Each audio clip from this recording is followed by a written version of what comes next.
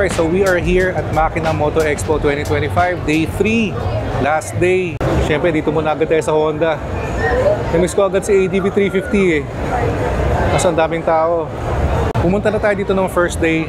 We attended yung launch ng Honda. Pero ang dami kasing motorcycles na nakakumot pa noon, hindi pa nalo-launch. So gusto kong bumalik today para makita ko lahat. Tara, puntahan natin yung mga hindi natin nasilip nung day 1. Tingnan natin lahat ng mga na-launch na bikes. Talagang dinudumog yung ADV 350 guys. Ang daming tao. Pero sana makukuha natin mamaya. Ito yung color black, matte black. Then ito naman yung glossy red. Ito naman yung Goldwing 50th Anniversary Edition. Ganda, no? Nilaunch din to nung day 1 kasama nung ADV 350. Ito ang Golden Goldwing. Gold na gold eh, no? Ma'am Jean. Hi! Good afternoon. Good afternoon. Suot ko na. Ang ganda. Honda shirt guys, Honda shirt. FYI pala guys ha, itong Honda shirt na to, Uniqlo. Di ba Uniqlo to? Yes po. Oh, hindi ba? Pag Honda iba eh, no? Ito guys yung gulong ng ADV 350. Parang ang haba ng spring niya, no? Sa likod. Itong red naman, meron ng top box na nakakabit. Yung may rack na. So, titestingin natin itong ADV 350. Seat height wise, mas mataas ng konti sa ADV 160. Pero mas mababa naman to sa XADV. And mas malapad siya. Para ka nang naka-maxi scooter, parang big bike na. Pero very lightweight.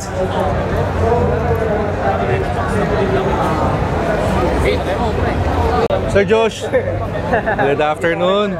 Since last day ng Makina Moto Expo ngayon, talagang suyurin natin. Let's make sure wala tayong ma-miss out. Ma'am Denise! Hi, hello. Hello! Silipin ulit natin yung bago ng Kimco. Hey, good afternoon! Ito yung bago ng Kimco, AK575. Sobrang ganda, no? Matte black. Naka-Brembo na yan. AK Premium. Sobrang plush ng upuan, guys. May heated grips na din to. Looks very nice. Hopefully soon matry natin yung yung previous version, the AK550. So dito tayo with Sir Daryl. Uy, sir, shout out to you. Thank you, sir. Shout out kay AC Lagda.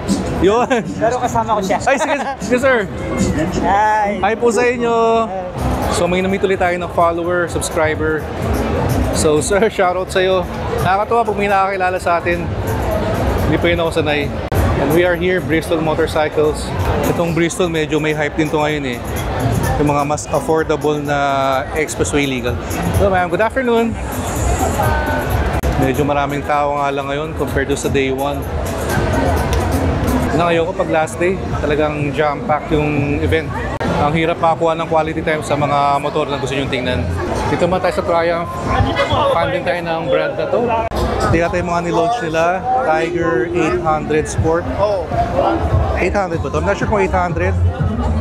And this one, nabili na. Serve na eh. Ito, bago na yata to. Speed Twin 1200 in black and orange. Ganda. Hey, good afternoon. Hirap maglakad. Punong-puno. Traffic. So we have Reso here. The newest intercom. Silip tayo dito sa Zontes. Ito yung expressway legal na maxi scooter. Pero maliit lang tingnan. Yan alam ko, very affordable. Tara, try natin upuan. It's a very big screen.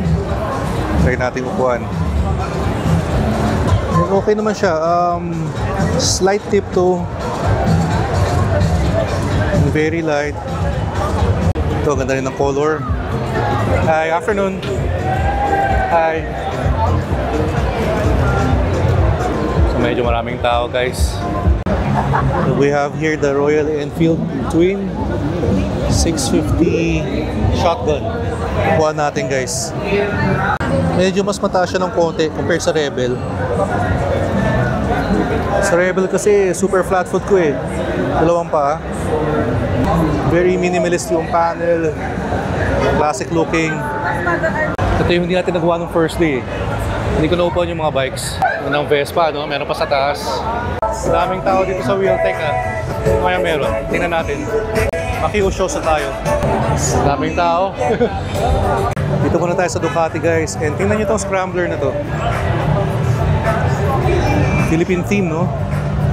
Ganda. And naka-termi na rin. For sure, ang ganda ng tunog nito. Ito pala yung nakakuha mo tong first day. Multistrada V2. Ang ganda ng pagka-red. And itong Panigale V2S. So tama ako, di ba? Sport bike and adventure bike. Good afternoon. Alright. So nakuha natin yung price. Itong bagong Panigale V2S is 1.365M. And itong Multistrada V2 na bago is 1.190. Good afternoon.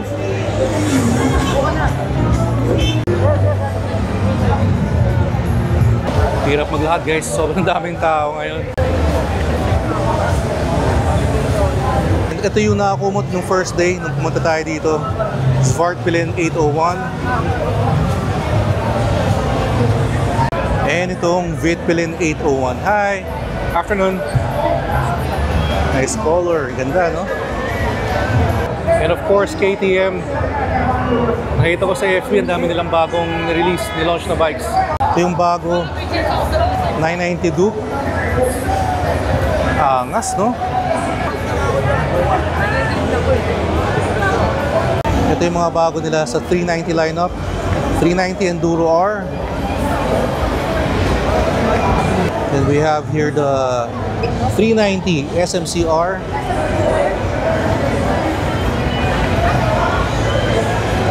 And we have the 390 Adventure X.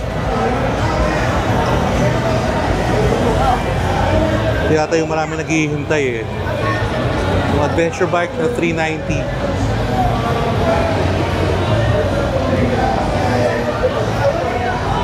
Nice. Sa KTM talaga looks very premium. And last but not the least, we have the 390 Adventure R. 99,000. Parang medyo mataas na to. Pambaragan yun. Laki ng gulong sa harapan eh, no? Very aggressive knobby tires. Sobrang solid ng KTM lineup this year. Feeling ko talaga babawi ang KTM this year. Mag-bounce back sila. Alright, so we are here at CF Moto. Hello ma'am, good afternoon. Hi, afternoon. Thank you. Makita na naman natin ang pinapangarap natin for ADV. Kailangan hawakan para ma-manifest natin. All-ins. We are here at FKM. Good afternoon. Ganda ng scooter, no? Ano pala to? FKM ADV 180. Oh, panglaban din sa ano, Honda ADV 160. It's very nice. Lambretta naman tayo, guys. Hi, afternoon. Ako sa daming motor ngayon. Talagang punong-puno lang. Daming tao. Oh, ma'am. Afternoon. Tara, silip ulit tayo sa Pirelli. Ito na yung bagong gulong ng Pirelli, guys, for ADV 160 Scorpion Rally STR. Dual sport tires. Ito naman yung sa likod. It looks promising to, no? Para kahit saan mo dalhin yung ADV mo eh, ready ka. Ayan naman, XADV. And syempre, hindi tayo dumaan sa Kawasaki. Check natin yung mga nilaunch. Tatlo daw, yung tatlong bikes. Ito yung una, Z900 SE 2025. Although nakita ko na to sa Inside Racing. Then ito yung second one, Ninja 1100 SX.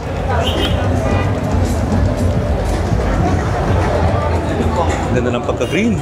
Solid. And last is the Versys 1100.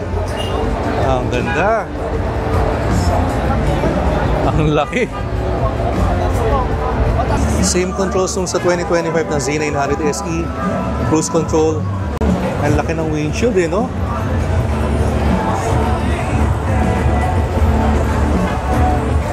Alright, so sobrang daming tao talaga. Pero I think nakakita na naman natin yung mga namisot natin nung first day. Yung mga nilaunch sa Kawasaki, sa BMW, sa KTM. Pero again, congratulations kay Sir Zach for a very successful Makina Moto Expo 2025. Ito yung event na talagang nilulook forward ng mga riders taon-taon. So salamat sa mga nag-join sa atin today. Kita-kits sa next one. Ingat kayo lahat palagi. Always ride safe. Peace out.